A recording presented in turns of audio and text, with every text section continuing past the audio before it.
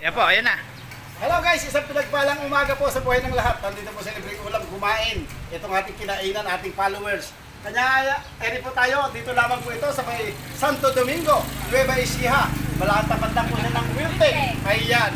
Kaya po, dito na po yung lagi ako kumakain dito kasi masarap ang pagkain dito. Masarap ang ulam, lutong bahay.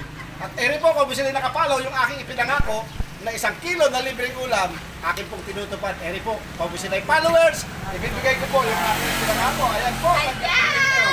Ayan, ano po pa nasabi ko ngayon? Maraming salamat po. Ayan, maraming salamat po sa Guys, Panginoon. papalo siya, guys. Yan po yung tinubo ko kahapon na ako ay nagtinda. Ay, opo. Thank you Dahil ang po. ginagawa po natin, nagtitinda tayo, yung aking tubo, hinahati natin, pabibigay ko yung kalahati.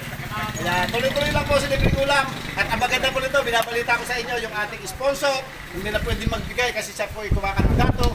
Pero may tumawag po sa akin kanina galing Canada, maging sponsor, kaya tuloy-tuloy po ang libreng ulam. Kaya yun lamang po, sa mapagpalang umaga, God bless. God